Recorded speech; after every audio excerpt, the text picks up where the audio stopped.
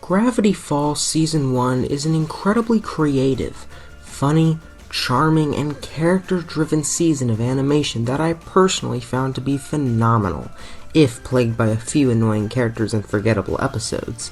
But as soon as I began watching Season 2, I immediately noticed a massive leap in quality.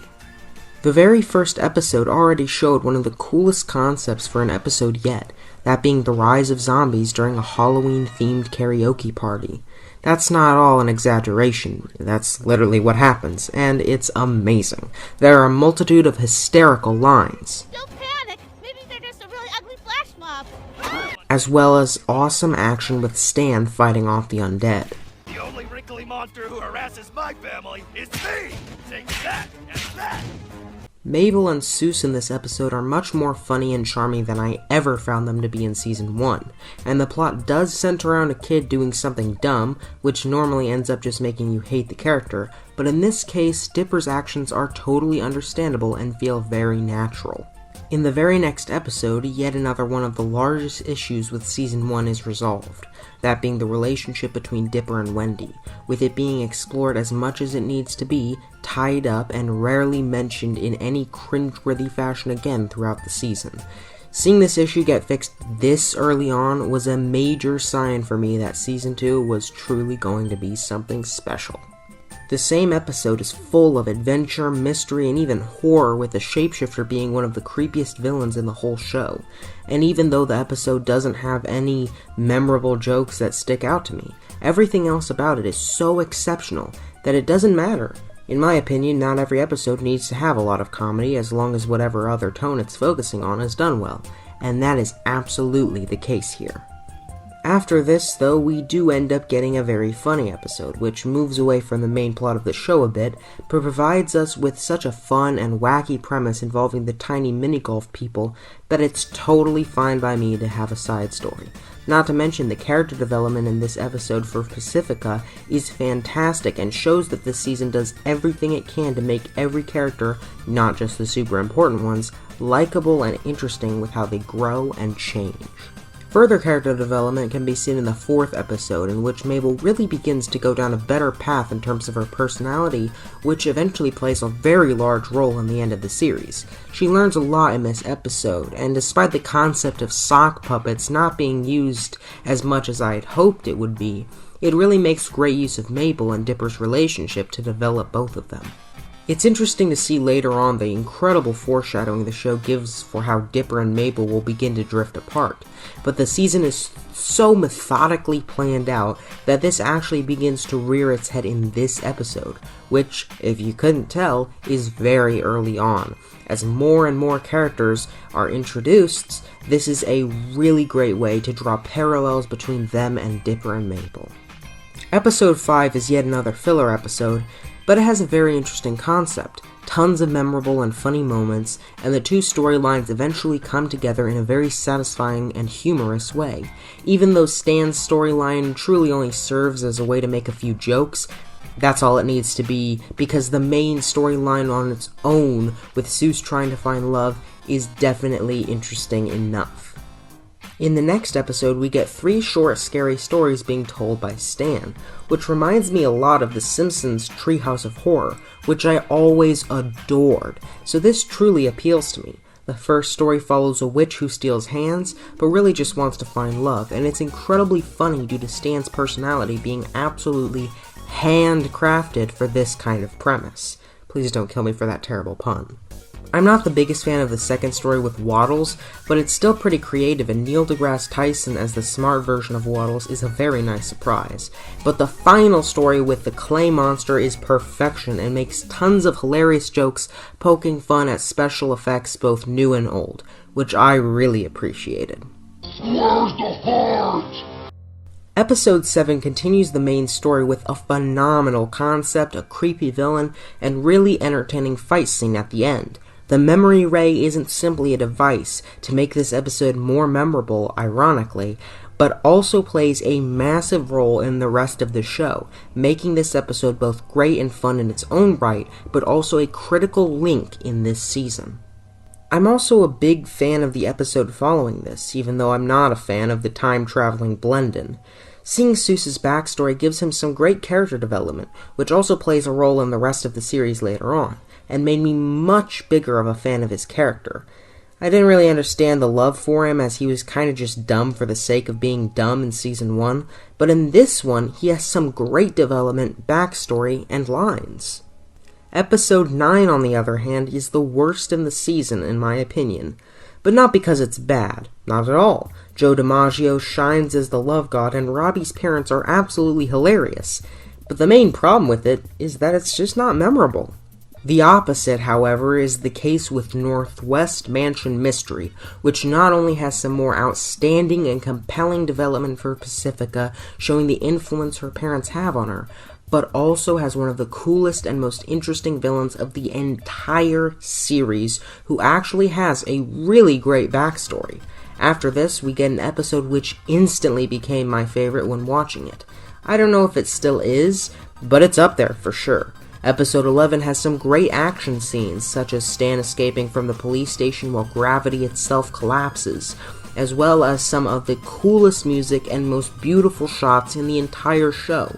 It's the episode that builds up to the major reveal of the season and does an incredible job with every single thing that it needs to. And the big reveal? Well, we get the longest episode of the whole series to explore it. It turns out that Stan has a twin brother named Stanford, who has been trapped in another dimension for 30 years. And we get a conclusive resolution to many mysteries, while also getting yet another fantastic backstory for Ford this time, who's voiced by the legendary J.K. Simmons in one of the show's best performances. Episodes 11 and 12 feel like two sides of the same coin, and as a two-part double feature, they're absolutely magnificent, and even when they're split up individually, they both stand out as some very unique episodes that make use of nearly all of the show's strengths. Now, if you know me, you probably know that I love Community, and one of the many types of episodes in that show is the Dungeons and Dragons episodes. Not to mention, I'm also a massive fan of Stranger Things, which also involve D&D. And even though I have no interest in actually playing it, it's usually really cool and used in a very unique way in media. And the 13th episode is no exception, with tons of creativity, fun, action, great jokes, and callbacks that make this a memorable, though simple, episode. Episode 14 is not only about politics, but it also has this joke. It's a shame there isn't some device that would allow you to control someone else. Oh, wait, of course, yes, there is. A long time ago, I designed a prototype for Ronald Reagan's masters. And it reintroduces Gideon in a perfect way. Do I need to explain why I love this one? No, it's incredible, and it's one of the few episodes that I still remembered from the very first time I watched Gravity Falls many years ago. That's the staying power that this episode has. It's a political satire tour de force, and one of the funniest episodes in the entire series, if not of any cartoon show ever. It's this season's Quentin Tremblay episode. The last Mabel Corn, despite originally seeming like it would be dumb, ended up being an incredibly enjoyable episode that managed to perfectly blend silly side stories with the main plot. It's a very good episode through and through, and proved the worth of characters like Mabel's friends and Wendy to me far more, as they're all pretty funny and interesting in this episode. The following episode is yet another one that I remembered after many, many years, Roadside Attraction. This starts out as a silly and fun road trip episode, which is totally fine, but later on it evolves into by far the most terrifying episode of the whole series, with spider people being introduced. Ugh. Now, this is a really cool concept, even though it's absolutely petrifying and I don't really like it, but it allows for tons of great action, comedy even, and horror of course, and Stan truly steals the show in this episode. Episode 17 gives us an incredible glimpse into the future of these characters, while also having some fantastic action segments, dialogue, and charm. The magnet gun used by Ford is incredibly cool, and the tough decisions and acts that the twins have to follow through with really bring this episode to an emotional high. Mabel and Dipper have always had a very interesting relationship with how they do get along despite their differences, but there has been a consistent build-up to them mirroring the heartbreaking disagreement that took place between Ford and Stan, and we finally see that begin to exist in this episode, which kept me on the edge of my seat. The final 4 episodes are all part of the same weird Mageddon story, and they pretty much feel like one big Gravity Falls movie.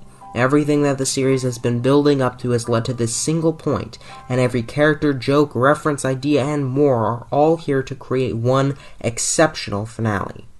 The music is absolutely masterful, especially the rock cover of the main theme song, and it adds a ton to the many incredible battle scenes. Tons of previous tools used by the characters such as the shrink and grow ray are used here once again so that everything comes full circle, and it feels like the most conclusive possible finale for the show, and ends on a satisfying note.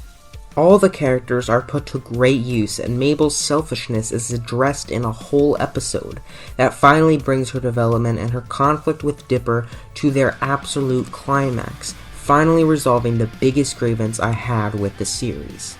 These episodes are all fascinating and memorable in their own right, but work even better as one conclusive ending for the series, with some very emotional scenes such as Dipper's argument to convince Mabel to leave her bubble, the cops being reunited, Stan losing his memory, and especially the kids leaving Gravity Falls, which brought me back to the ending of another one of my favorite shows, Adventure Time.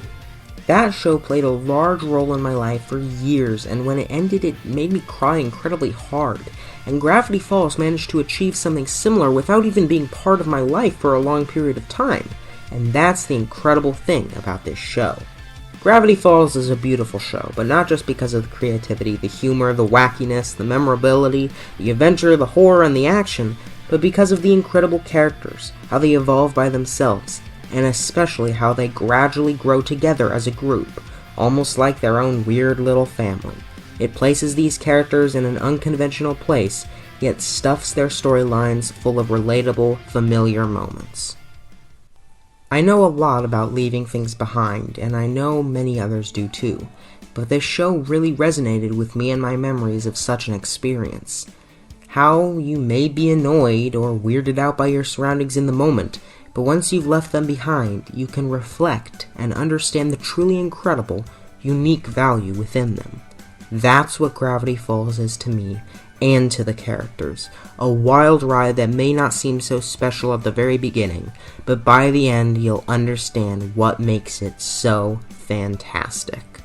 Season 2 is undeniably one of the best seasons of animated television I have ever seen, where everything comes together perfectly, and I have to give it a 5 out of 5.